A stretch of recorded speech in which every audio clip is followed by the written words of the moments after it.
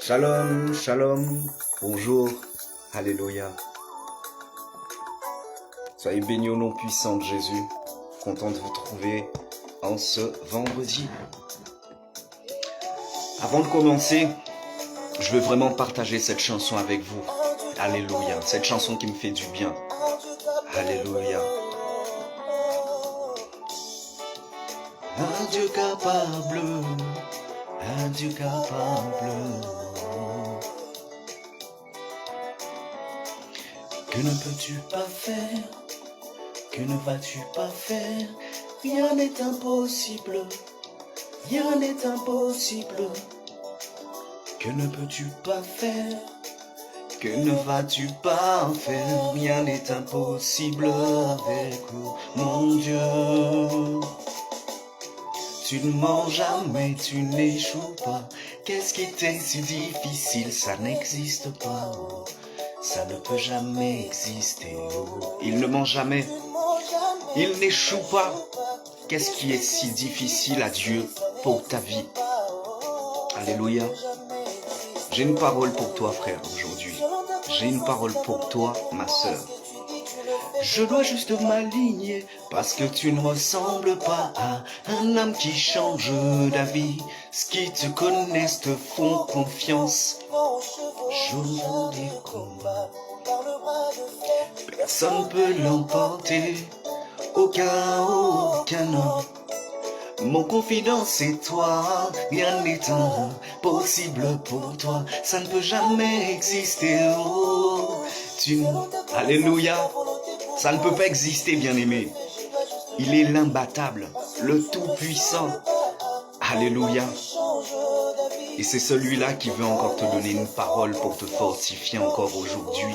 Il veut que tu reçoives sa joie, sa paix, sa grâce. Aucun homme, mon confident c'est toi, rien n'est impossible pour toi, ça ne peut jamais exister. Oh, alléluia, c'est trop bon la louange. Ça n'existe pas. Oh. Alléluia. Eh ben, comme tu l'as si bien entendu, bien-aimé, il n'y a rien qui est trop difficile pour notre Dieu. Rien. Cette chanson que j'apprécie beaucoup, alléluia, reflète l'amour dans mon cœur pour celui-là qui m'a aimé le premier, pour celui-là qui me chérit, qui me bénit, qui me pardonne de mes fautes, de mes manquements, de mes imperfections. Alléluia. Je ne parle pas comme ça parce que je ne fais pas partie de l'œuvre de Dieu et que je ne suis pas serviteur de Dieu. Même un serviteur de Dieu est faillible. Et nous puisions tous la perfection en Jésus-Christ par son Esprit Saint. Alléluia. Gloire à son nom encore en ce matin pour la vie de tout un chacun. Je veux, par sa grâce, être cet instrument, alléluia, qui amènera la lumière dans ton cœur, à destination de vos cœurs, à destination de ton cœur en ce matin. Les nuages sombres sont nombreux. Tu es sûrement au travail. Tu es sûrement à la maison, peut-être en télétravail aussi. Et la pression règne, demeure peut-être l'inquiétude aussi, des factures qui sont en train de s'entasser pour des personnes qui ne trouvent pas de travail et qui n'en ont pas encore trouvé. Pour un jeune homme, une jeune fille qui a raté ses examens, son diplôme qui est chez ses parents qui le menacent de pouvoir le jeter de la maison. Les nuages sombres de la vie. Alléluia. Malheureusement, ils sont là et ils sont présents.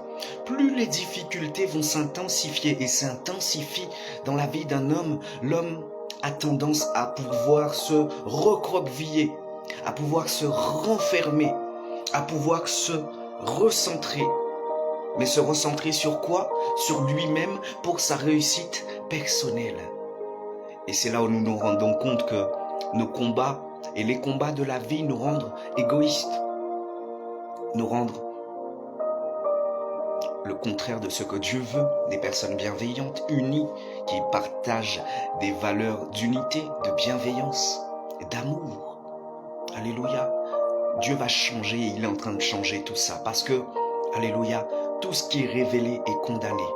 Et maintenant que tu le sais, tu es révélé. Tu reçois la révélation de Christ qui lui-même vient te faire comprendre pourquoi certains aspects de ta vie. C'est des questions que chacun de nous, il nous arrive de pouvoir nous poser dans nos moments de combat, dans les ténèbres de la vie, de dire mais pourquoi je dois traverser cela? Mais pourquoi cela m'arrive-t-il? Mais pourquoi me traite-t-on ainsi? Bien-aimés frères, les hommes se cachent pour pleurer, tous les hommes pleurent. Et même Jésus-Christ a pleuré à la croix de Golgotha. Rien n'est facile ici-bas. Mais si tu as conscience que rien n'est facile, cela te donnera la force de pouvoir t'accrocher à la source intarissable, à la source de toute vie, de tout ce qui vit autour de nous. Et même les féticheurs, et même les occultes puisent leur force et la détournent dans celle-ci. Alléluia. Bien-aimés, toi et moi, nous avons besoin du Seigneur plus que toute chose. Nous avons besoin de lui. Nous avons besoin de lui. Sans lui, nous ne sommes rien. Alléluia. Il y en a peut-être qui s'appuient sur leur force physique ou peut-être leur apparentiel. Tout peut s'arrêter, j'ai envie de te dire. Une balle perdue, une embrouille dans laquelle tu n'étais même pas. Une balle perdue et voilà que ta vie s'arrête. Et voilà que tous les biens que tu préservais jalousement, sur lesquels tu t'asseyais pour pouvoir être et paraître et dire je suis, seront redistribués à autrui. Alléluia. La vie n'est rien du tout. Enfin, l'homme n'est rien. La vie est précieuse et elle est importante pour pouvoir, alléluia, tracer notre destination finale, notre éternité. Amen. L'éternité. Hier soir, je regardais un reportage sur les satanistes et le satanisme. Pourquoi? Vous allez me dire, je suis serviteur de Dieu, mais pourquoi je regarde ces choses? Vous savez, la parole du Seigneur dit que mon peuple périt par manque de connaissance. Celui qui a confiance en Dieu a foi en son Dieu. Et je sais que moi, je peux aller dans n'importe quel lieu pour pouvoir apporter la parole de Dieu. Parce que c'est à cela que je suis appelé. Et que nous sommes appelés à aller dépeupler les ténèbres. Les frères, les sœurs qui sont égarés, se sont perdus dans les voies des ténèbres de la perdition. Ils ont besoin de notre aide. Hier soir, un chanteur de rock, de hard rock sataniste, disait que en nous, il y a deux côtés, le bon côté et le mauvais. Et il disait que malheureusement, le mauvais côté a pris le dessus sur lui.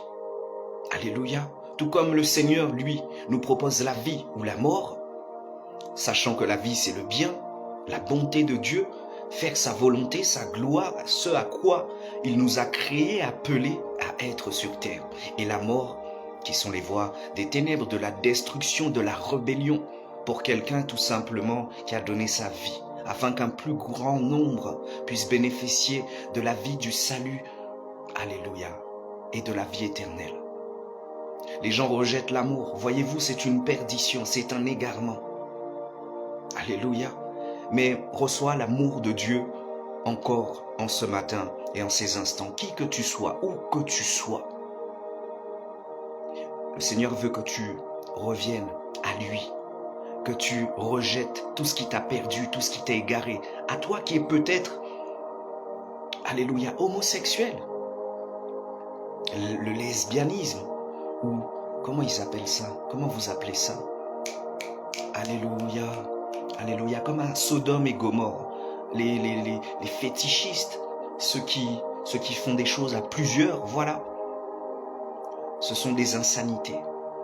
L'intimité est faite pour être savourée afin de vous révéler la profondeur de l'amour parfait de Dieu.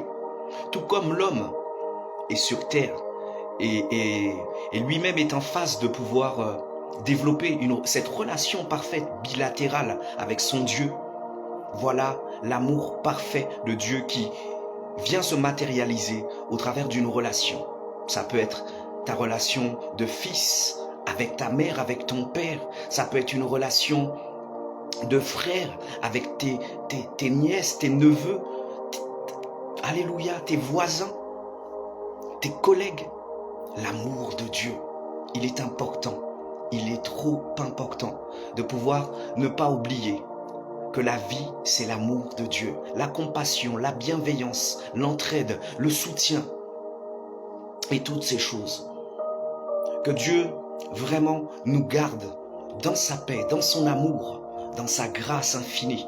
C'est pour cela que dès que tu as des instants dans ta journée, écarte-toi, déconnecte-toi, coupe-toi un peu de tout pour pouvoir te remplir de l'Esprit de Dieu. Sans l'Esprit de Dieu, tu failliras. Regarde toutes les tendances, regarde toutes les vibrations négatives autour de toi, toutes tes vibrations. Alléluia. Et tous ceux qui vivent en ce matin, je vous invite à pouvoir, alléluia, louer le nom du Seigneur. Bien-aimés, en ce matin, j'aimerais que nous puissions partager, alléluia, encore une pensée que le Seigneur m'a partagée. Nous allons parler, alléluia, de cette génération qui n'est pas différente de celle de Ninive. Il est écrit que les habitants de Ninive ne savaient pas distinguer leur droite de leur gauche. En Jonas 4, 11. On disait cela car les gens de cette grande ville étaient corrompus. Mais qu'est-ce que la corruption aujourd'hui? La corruption, c'est d'adhérer au conformisme de la masse.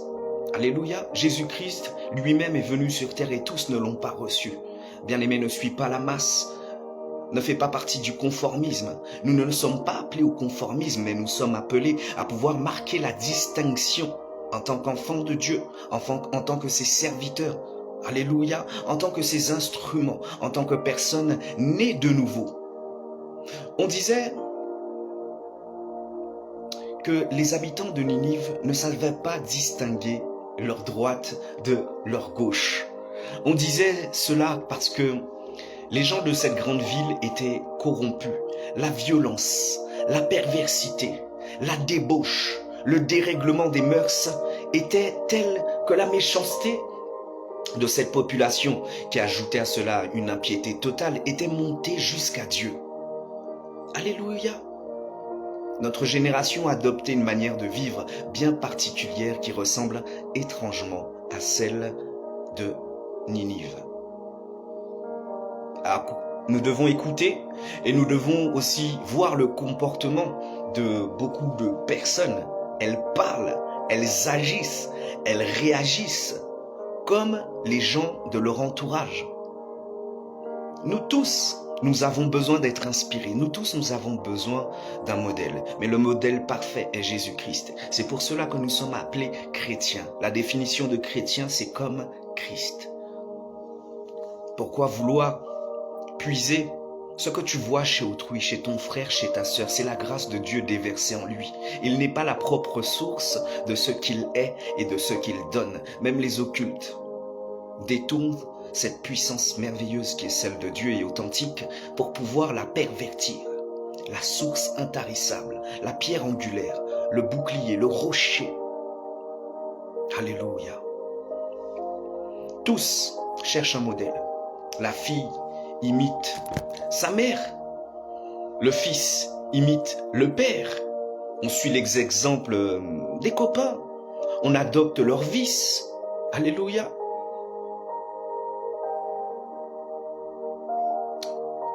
Les passions. Et on considère mal ce qui est bien et ce qui est mal. Nous n'arrivons plus à distinguer les choses parce que nous vivons dans un monde de confusion. De temps à autre, on prend conscience que cela n'est pas raisonnable et qu'il faudrait se ressaisir, mettre un terme à cette course folle. Mais comment se dégager d'un tel guêpier? Les forces manquent, la volonté est inefficace, la discipline n'a pas de meilleurs résultats et même la religiosité a échoué.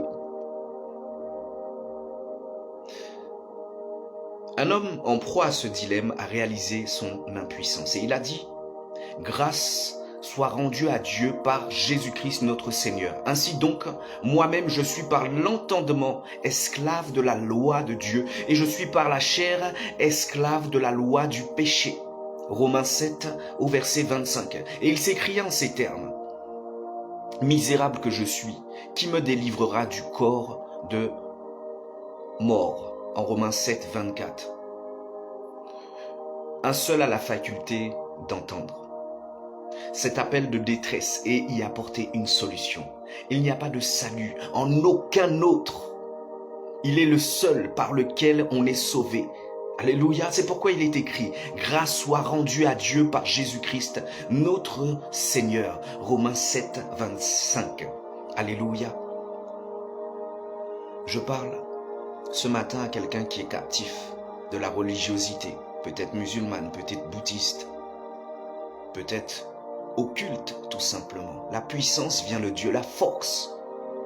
Tout ce qui existe comme petite entité ou petite branche dite ou appelée spirituelle est un détournement de l'authenticité, de la puissance créatrice, révélatrice, vivante et éternelle, qui est celle de Dieu. Je vais vous donner un exemple. Alors, nous avons des pharmacies. Beaucoup vont me dire, gloire à Dieu. Non, pas gloire à Dieu. C'est un système qui a été créé pour que tu passes par lui et qu'il arrive à te tirer des choses. Si nous remontons dans des années auparavant, nos anciens n'avaient pas ces choses-là. Mais ils avaient bien plus, les choses authentiques. Les gens se soignaient à la médecine traditionnelle, médicale. Aujourd'hui, vous avez des extraits de produits naturels et médicaux. Des extraits, mais ce n'est pas l'authenticité. Pourquoi on vous donne des extraits? Quand on te donne seulement des extraits, ça va te donner la moitié du bien que le produit est censé te procurer, puisque tout ce que Dieu a créé est parfait, est là pour pouvoir nous guérir, nous secourir, nous fortifier parfaitement. Mais l'homme ne veut pas te donner tout de façon parfaite, parce qu'il veut que tu lui appartiennes, parce qu'il veut que tu restes captif de ce qu'il a décidé pour toi. Voilà cette société dans laquelle nous vivons. Je parlais de pharmacie. Voyez-vous, les gens qui sont en psychiatrie, on leur donne du Xanax, des produits qui les rendent bêtes, qui alourdissent leur langue, qui les fatiguent. Des fois, certains ressortent encore pire que quand ils sont rentrés. Tout ce qui relève de la psychiatrie ne peut pas être soigné par le médical, mais par le spirituel. Ces personnes-là que l'on appelle fous folles sont appelées fous folles parce que la limite de compréhension et d'intelligence de l'homme et d'entendement de l'homme sont limitées. Ces personnes ne sont pas fous ni folles. Elles sont juste épris d'une malédiction, d'un sortilège qui leur permet de voir et de palper des choses que ton entendement ne voit pas, ne comprend pas. Alléluia. Il est toujours plus facile dans ce monde de pouvoir condamner que de pouvoir aider véritablement. Voyez-vous, les centres de désintoxication, et j'invite et j'appelle quelqu'un qui peut-être, pourquoi pas, aurait accès à ce produit, puisse se rapprocher de moi. Là, je parle des personnes dites droguées, qui sont dans des centres de désintoxication. On leur donne des produits de pacotille, où ces gens-là, quand ils ressortiront, ils vont prendre le double de ce qu'ils avaient, ou ils vont aller chercher plus fort que ce qu'ils consommaient. Il y a un produit parfait, merveilleux que le Seigneur lui-même a créé et qu'ils ont interdit sur le territoire. Demandez-vous pourquoi, réfléchissez un peu. Nous sommes captifs, mais pour sortir de la captivité, il faut te laisser chaque jour enseigner par le Saint-Esprit qui te révélera. Parce que celui qui obtient les révélations n'est plus captif. Tout ce qui est révélé est condamné. Instruis-toi dans la volonté de Dieu. Instruis-toi dans la grâce de Dieu. Je parlais de l'ibogaïne, oui, pour ceux qui sont en désintoxication. Il leur suffit de pouvoir boire les extraits des écorces de cette plante pour pouvoir se détacher directement de toute addiction. Mais ce n'est pas leur souhait. Ils ont besoin de pouvoir alimenter leur industrie. Ne reste pas captif du mensonge. Sors ton cœur, sors tes pensées, sors ton entendement du fonctionnement du monde. Le Seigneur le dit dans sa parole, il faut qu'il y ait une distinction entre ceux qui lui appartiennent et ceux qui ne lui appartiennent pas. Il y a bien distinction entre le jour et la nuit, entre la lumière et les ténèbres. Alléluia. Alléluia. Un seul, nous disions, a la faculté d'entendre cet appel de détresse et y apporter cette solution. Il n'y a pas de salut en aucun autre, car il est le seul par lequel tout un chacun obtient et obtiendra le salut, la vie éternelle. Nous devons prendre impérativement cette décision et dire au Seigneur, voici je désire pratiquer tes ordonnances, fais-moi vivre dans ta justice éternelle, que ta miséricorde vienne sur moi, ton salut, ta promesse. Alléluia. Bien-aimé, alors au début, j'étais en train de te fortifier parce que sûrement des personnes t'ont condamné par des paroles. Des personnes ont dit de toi que tu ne ferais pas plus, mieux que ta mère, mieux que ton père, que tu ne réussirais pas, que tu es condamné à rester dans une certaine position, une certaine situation. Alléluia. Moi aussi, ça m'est arrivé. Mais l'ennemi de mon âme a été vaincu par le nom puissant de Jésus-Christ. Lorsque j'ai décidé de pouvoir donner pleinement ma vie au Seigneur, de pouvoir m'abandonner à lui, lorsque j'ai décidé de pouvoir ne plus regarder au monde, ne plus fonctionner ou me focaliser ou me baser sur ce que les hommes pensent de moi. Comment un homme imparfait, des hommes imparfaits, parce que tous sont imparfaits, peu importe ce que les gens ont en plus ou de plus que toi, nous sommes tous des hommes imparfaits. Qu'est-ce qu'un homme imparfait? En quoi un homme imparfait pourrait voir quelque chose de bon en moi, alors que lui-même est imparfait et a besoin aussi que d'autres voient de bonnes choses en lui? Ce monde dans lequel nous vivons est en carence d'amour. Et cette carence d'amour détruit l'homme à petit feu. Regardez aujourd'hui. Hier, j'ai fait un court message pour fortifier les familles. Et je disais, parce que le Seigneur m'a révélé ces choses, que les femmes n'ont même plus le temps de pouvoir aimer leur mari. Les programmes s'entremêlent. Tout le temps, les gens sont occupés. Nous n'avons plus le temps d'avoir le temps. Alléluia. Des gens qui sont mariés par moment, je vous dis ça parce que je l'ai vu. Je suis commercial de terrain. C'est quelque chose que j'ai pu voir avec mes collègues. Entre des gens qui sont mariés, des gens qui sont pères de famille, qui sont mariés d'une femme, entre l'heure de pause, qui vont tout simplement aller voir une prostituée. Voyez-vous? Pourquoi? Parce qu'il n'y a plus le temps d'avoir le temps. Et plus les difficultés sont en train de pouvoir s'accentuer, plus les gens perdent le contrôle. Nous rentrons dans une phase importante de la vie. Parce que rien ne va en s'améliorant et rien ne va s'améliorer. Je t'invite, toi qui me regardes en ces instants, si tu as déjà donné ta vie au Seigneur, plonge encore en profondeur, afin que, alléluia, il puisse parfaire cette œuvre merveilleuse qu'il a commencée en toi, avec toi.